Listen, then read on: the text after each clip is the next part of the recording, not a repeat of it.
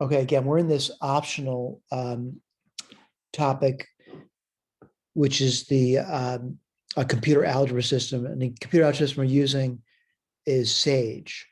All right. It's optional. If this is causing you anxiety, you do not need to learn this.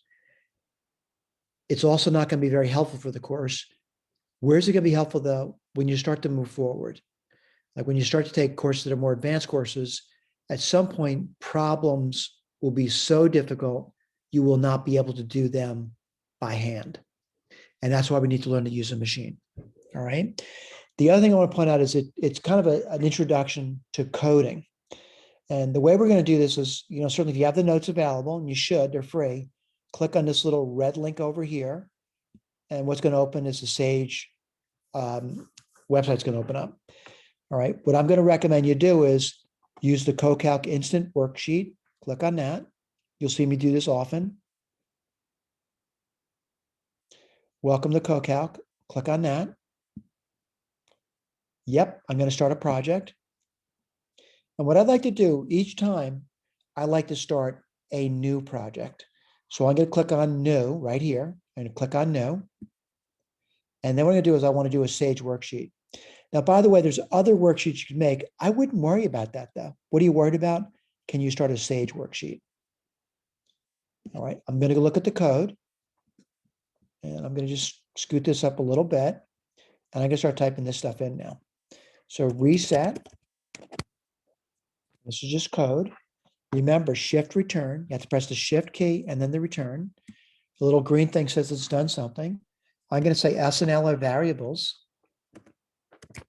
This should be reminiscent of what we've done in the homework. I should say homework, in the homework and in the problem set that we're working together on. All right, shift return. Remember, there's an error. I'll notice an error. Solve. Now, this is a literal equation. It's an equation with two letters in it. And it's going to be S plus L. Remember, a double equal sign in Sage means it's an equation. And I want to solve that for L.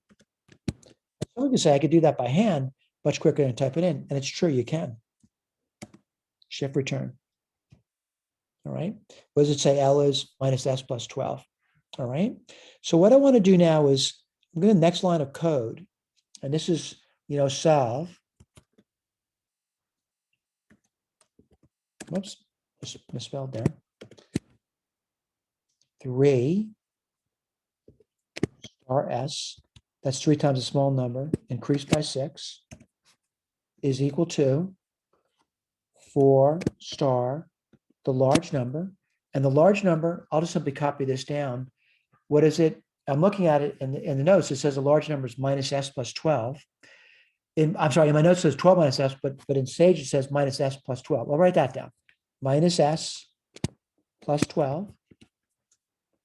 And then take away 7. Comma, I want to solve for S. I notice it's very complicated, students. Think about it, read it, start thinking about what you're being presented with. If you make a mistake in coding, though, don't worry about it. It happens often, where they say S is 5.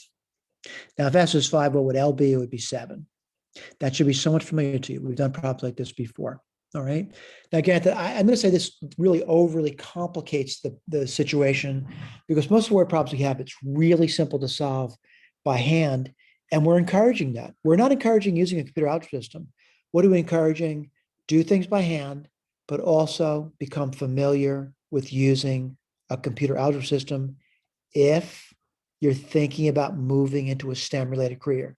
If you're not moving into a STEM-related career, though, I wouldn't worry so much about this. Although I do think a lot of students, you don't know where you're heading. You may decide after coding a little bit that you like to code. It depends. I would say give it a try. Who knows? You might like doing it. You might learn. You might thrive in this field. All right? Thank you and good luck.